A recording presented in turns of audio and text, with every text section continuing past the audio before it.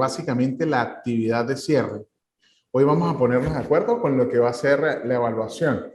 Nosotros dentro de la página del instituto contamos con un blog de información para la carga de artículos, ¿sí? No son artículos científicos con esa rigurosidad científica que manejamos en posgrado, donde se tienen que colocar citas de una forma estricta y se debe tener una metodología muy específica, sino son artículos más relacionados con artículos de opinión.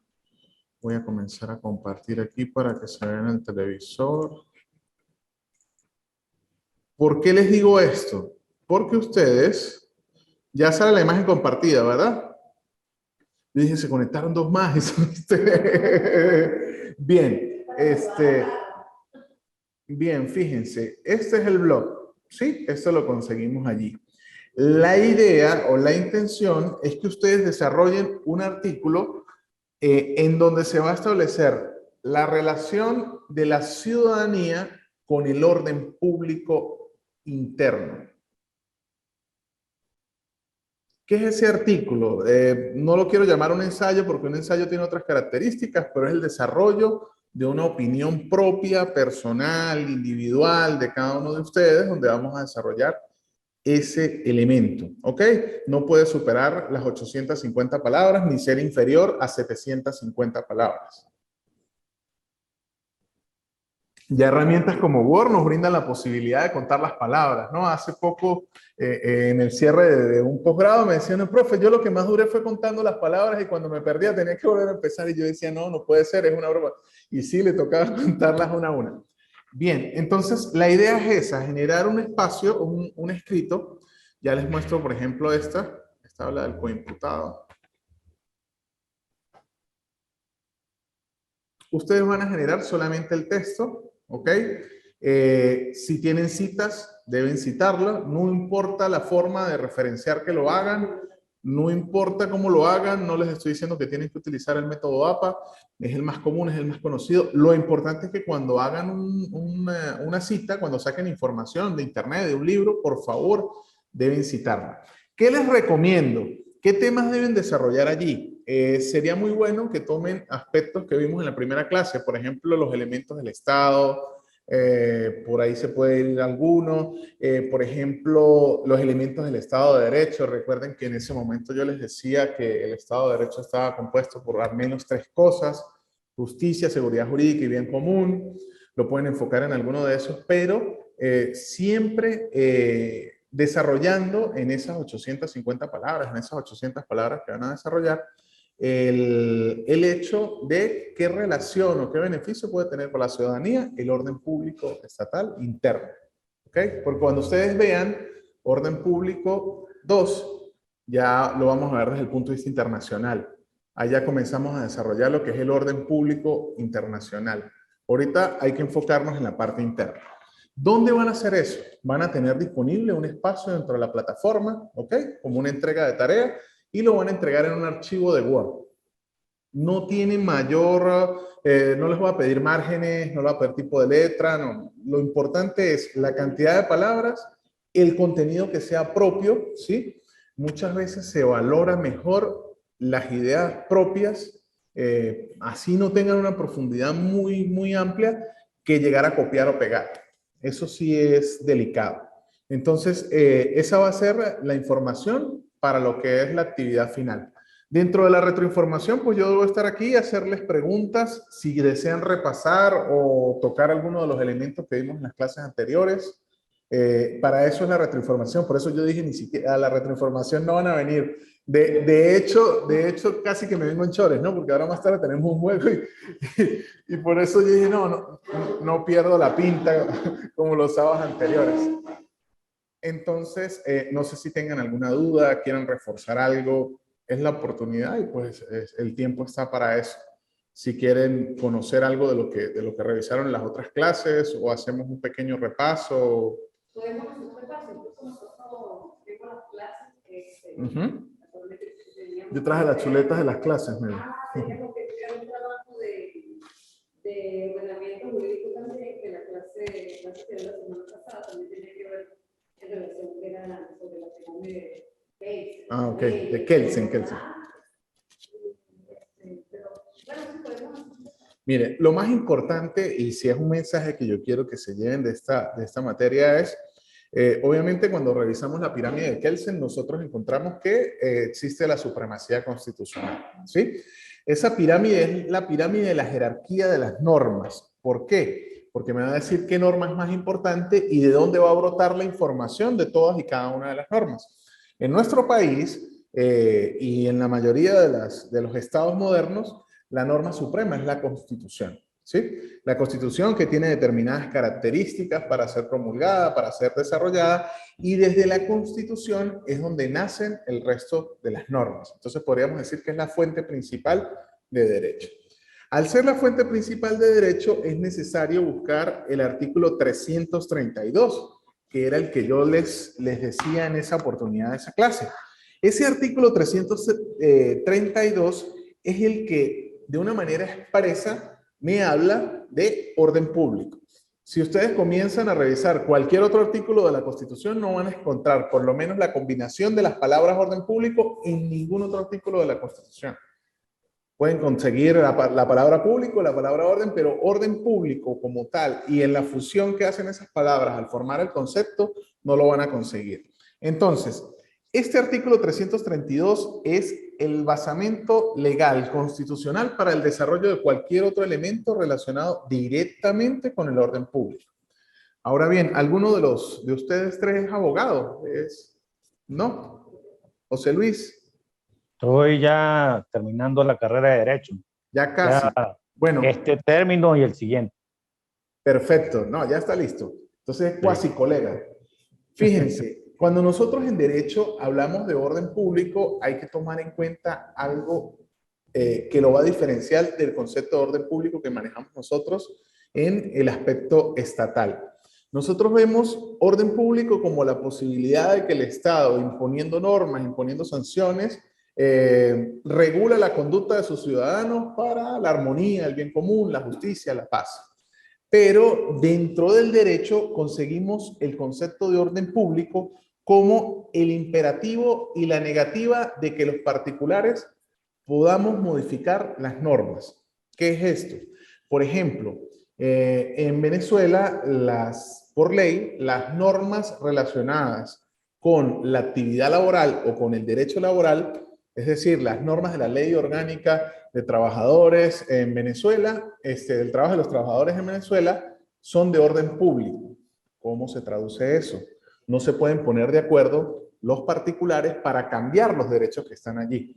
Vamos a un ejemplo práctico. Por más de que un trabajador agarre un contrato y diga, no, yo renuncio al salario mínimo, a mí que me paguen menos del salario mínimo, pero que me den el trabajito. Eso puede estar escrito en el contrato y puede estar desarrollado específico y le tomaron las huellas y lo firmó y le tomaron fotografías que él estaba de acuerdo con eso. Por más de que eso diga el contrato, al ser una norma de orden público, yo no la puedo disponer, no me puedo poner de acuerdo y es obligación cumplir lo que está en la norma. Esa es una raíz de ese orden público macro, que es lo que tenemos en esta asignatura. ¿Cuál es ese orden público macro? El establecimiento de directrices, de lineamientos, de reglas, de ataduras que realiza el Estado con la finalidad, y escuchen siempre eso, con la finalidad del mantenimiento de la seguridad jurídica, de la justicia y del bien común, que son tres elementos que forman parte del Estado de Derecho. Entonces podríamos decir que el orden público es sinónimo de Estado de Derecho. ¿Cuándo no existe el orden público? Cuando hay anarquía, cuando hay libertinaje, ¿sí? Cuando no hay normas, cuando no existen reglas de tránsito. Yo puedo andar por la vía como yo quiera, a la hora que yo quiera. Cuando no existen normas para yo poder tratar al trabajador. Allí no existe el orden público. Ok, entonces, el 332 habla de los órganos de seguridad ciudadana, ¿sí? En ese momento revisábamos que el Ejecutivo Nacional tenía la obligación de mantener o resguardar.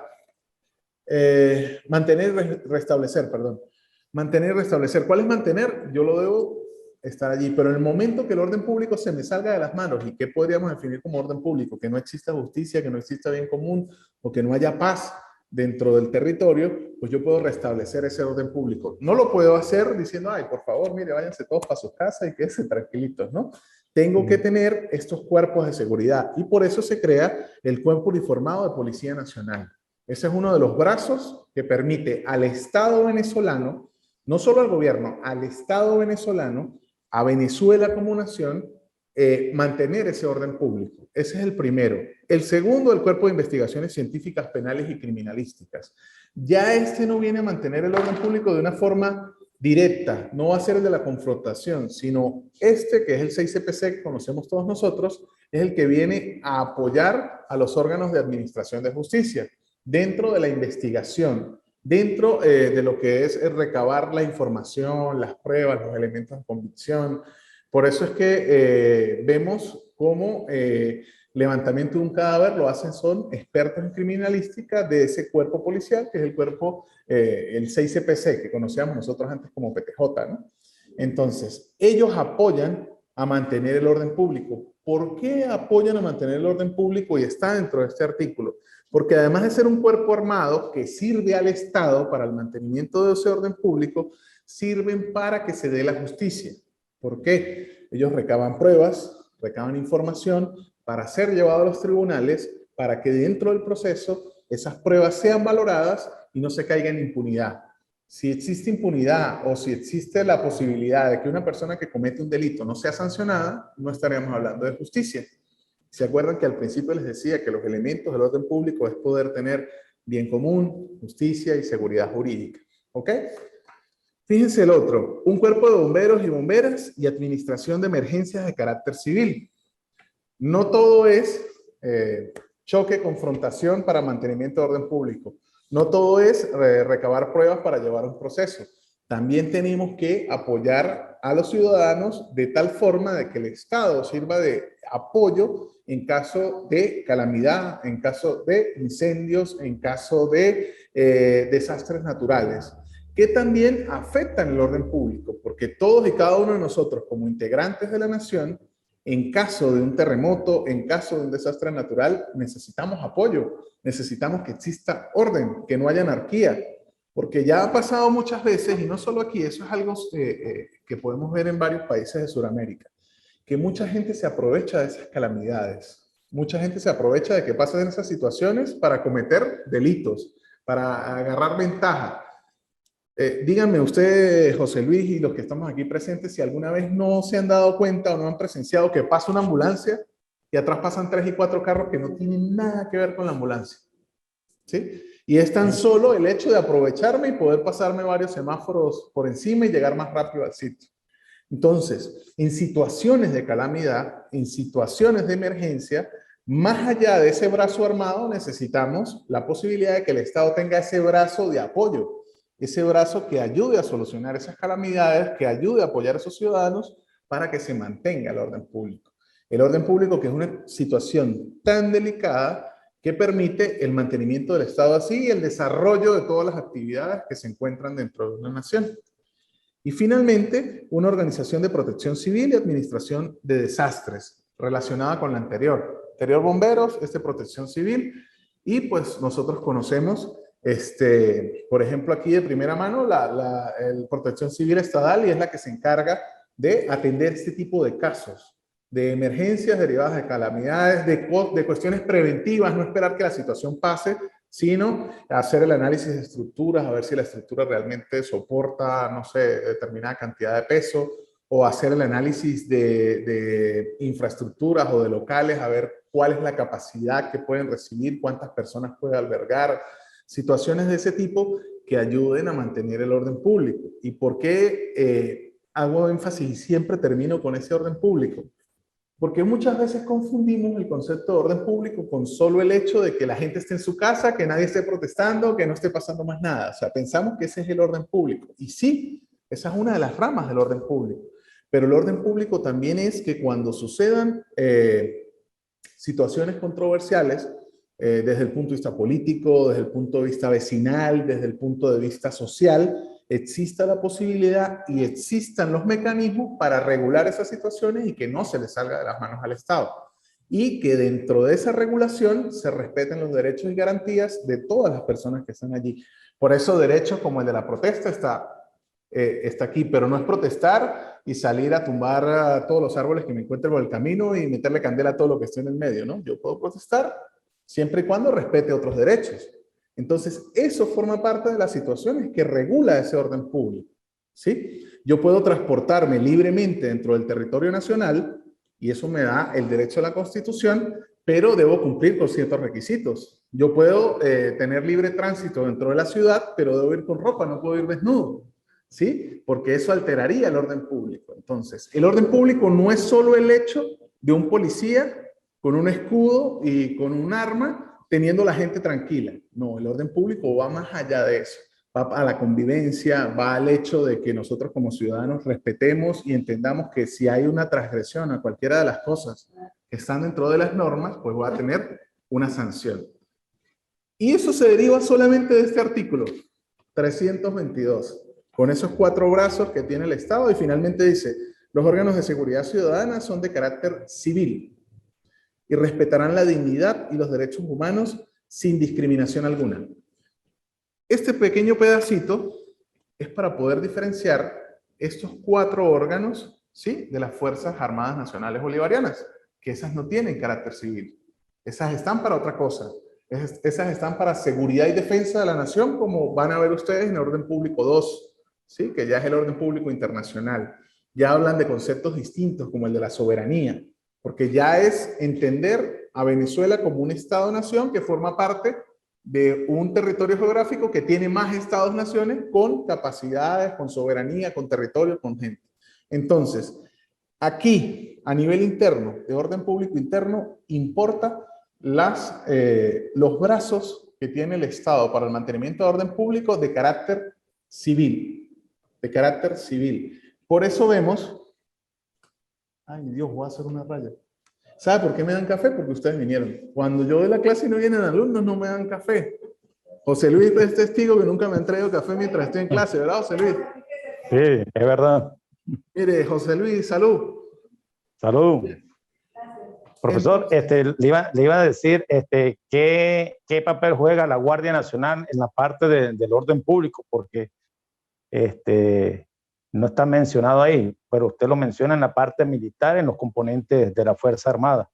Claro, claro. La Guardia Nacional Bolivariana tiene varios elementos. Cuando en 1936 Eleazar López Contreras, el paisano tachirense, funda la Guardia Nacional, tuvo como principal objetivo el resguardo del orden público interno. Resguardo del orden público interno. ¿Por qué? Recuerden que en 1936 Eleazar López Contreras llega al poder gracias a la muerte de otro paisano, de Juan Vicente Gómez, que permaneció en el poder desde 1908 cuando le quitó el coroto a su compadre Cipriano Castro. Y venía un país, si se quiere, convulsionado por todo el atraso que generó este gobierno autocrático, dictatorial, como se quiera definir, de más de 20 años de Juan Vicente Gómez. Se genera la Guardia Nacional para eso, para el resguardo del orden público interno, mantener al Estado, mantener al gobierno, que de por sí ya venía de una fase, como les digo, venía Gómez de mandar tanto tiempo y todo el mundo le tenía miedo a Gómez y a lo que tuviese que ver con Gómez. Cuando llega Eleazar López Contreras dicen, tenemos la necesidad de generar un cuerpo armado distinto al que tenía Gómez, porque si metemos los mismos de Gómez, nos van a tumbar a nosotros. Generan el plan de febrero, del 2 de febrero de 1936, se genera la Guardia Nacional y fue para eso. Luego la Guardia Nacional fue cambiando para el establecimiento de situaciones específicas, por ejemplo, guardería ambiental, resguardo interno de alcabalas, de situaciones de este tipo.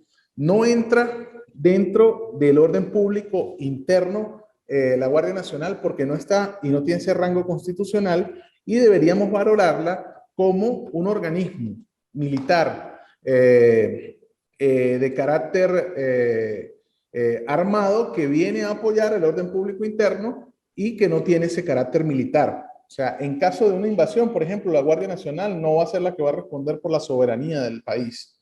Sí, no vamos a tener que responder a través de las Fuerzas Armadas Nacionales Bolivarianas directamente. ¿Que sí tiene la posibilidad? Sí, pero no es el fin que tiene esa Guardia Nacional. Eso con respecto al 332. Ajá. Yo veo como la Guardia Nacional como un punto de llegada y un punto de partida Ajá. en diferentes ministerios. Como por ejemplo, tenemos el Ministerio de Justicia y Paz, que son los 4 componentes que ya usted mencionó. Protección Civil, Bomberos, Policía y 6CPC, que es la Policía Científica. Y tendremos en el otro Ministerio de la Defensa, Aviación, Armada, Fuerza Nacional, Guardia Nacional, Ejército, y un quinto componente que sería los milicianos, era lo que anteriormente se denominaba reserva. Quizás la Guardia es como el punto de llegada y el punto de partida. Sí, el eslabón de enlace entre uno y otro. Sí, ciertamente pues es una forma de observarlo así. Bien. ¿Claros con lo del blog? La intención es que eso esté listo para el próximo sábado, para que les puedan ofertar las materias siguientes. ¿Ok? Y pues es algo realmente sencillo. Entonces, la idea es que se sienten a redactarlo, a desarrollarlo, y pues cualquier duda me escriben al WhatsApp. Incluso yo le preguntaba a Luz, yo le decía, ¿pero por qué no vienen? No, yo siempre vengo, y yo, pero bueno, no vinieron. No vinieron. José Luis sí tiene todos los puntos completos en asistencia porque más bien se conectaba antes de tiempo. No. Epa, y buen compañero sí es José Luis, ¿no? Porque él se conectaba y empezaba, no, doctor, mire, lo que pasa es que ahorita los compañeros ya están por conectarse, ya están por llegar, ya van a llegar. Eso siempre abogaba por los compañeros. Entonces, les decía, pueden enfocarlo, bien sea desde el punto de vista del Estado de Derecho, que es una vía, hablando bien sea de bien común, seguridad jurídica, justicia, o de la unión de esos tres, o pueden enfocarlo, como decían ustedes, nosotros ya tenemos más o menos un trabajo con lo que era la jerarquía de las normas, esta pirámide, se pueden ir por allí. Lo que sí debe tener ese trabajo es, o lo que no debe tener es, copia y pegue, olvídense de eso. Porque así como es sencillo la evaluación, por favor, siéntense, dedíquenle un poquito. Si ustedes hablan con cualquier persona que yo les he dado clase de pregrado, no sé, el año pasado o de posgrado, mis planes de evaluación son bastante rígidos. Pero bueno, yo a raíz de que uno va creciendo y va cambiando, yo dije, bueno, vamos a ver, hacer una sola evaluación y a que la persona realmente se centre en esa evaluación. Exacto, ¿no? Y es dedicarle todo el tiempo allí y entender de que la mayoría de nosotros pues también trabajamos en otras situaciones, tenemos otras cosas, entonces mandar 5 o 6 evaluaciones, una a la semana, uno como que... Entonces por eso cae uno en esas situaciones de ir a buscar otro trabajo, lo primero que encuentra en internet. No, ahorita sí es sentarle, ponerle cariño porque es la única, ¿ok? Pero entonces eviten cortar y pegar y que la información pues sea diferente porque todos pensamos de manera distinta. Si necesitan alguna tutoría, alguna guía, pues me pueden escribir al WhatsApp sin ningún problema. Yo no tengo problema en que lo hagan. Siempre y cuando no sea, mire, profe, tengo que hacer eso hoy, hay que entregarlo a las 4 de la tarde, son las 3:30. ¿Cómo es que era que tenía que hacerlo? Ahí sí me hago el loco y respondo al otro día. ¿Sí? Pues les puedo buscar material de apoyo, pero es totalmente libre, o sea, por ahí no tienen ningún problema. Sí, porque es información que consiguen en cualquier parte de la web. Yo ahí sí no soy retrógrada de que no, tiene que ser de un libro específico. No, lo pueden buscar en la web, cuidando la fuente de la información, verificando la información que están allí. Hay errores muy comunes y los quiero compartir para que no caigan en ellos. Por ejemplo, hay gente que consigue información y dice, uy, esto está muy bonito redactado, lo citan de una manera correcta, como si fuera del territorio venezolano, y resulta que tiene legislación de Costa Rica, legislación colombiana. Yo, no puede ser, o sea, usted por lo menos tiene que leer de dónde sale, quién es el que lo está diciendo, por qué lo está diciendo. En alguna oportunidad en un trabajo me citaron una información del chigüire bipolar y afirmaban que era correcto, ¿no? Y yo decía, pues sí, la cita está bien hecha, la referencia está bien hecha, pero lo que está diciendo es una madera de gallo, no tiene nada que ver con la realidad. Entonces, pendientes con eso. ¿Alguna duda, José Luis? Está como bravo. Mire, yo creo que él puso una foto y se fue. Sí, él puso una foto y se fue. Y se desconectó. ¿Alguna duda, José Luis? No, perfecto, profesor. Bien, entonces de aquí al sábado tienen ustedes el espacio para cargar eso.